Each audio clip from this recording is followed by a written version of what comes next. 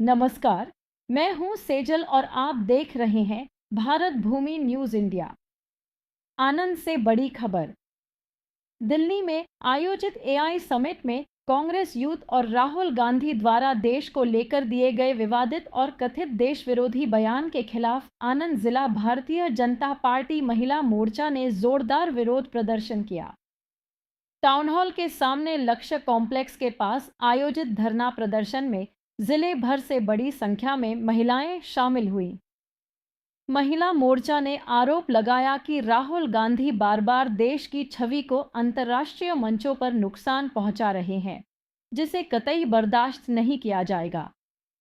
महिला मोर्चा की अध्यक्ष मयूरीबेन पटेल ने कहा कि देश की गरिमा के खिलाफ बोलने वालों को जनता मुंहतोड़ जवाब देगी और ऐसे बयानों के विरोध में संघर्ष जारी रहेगा।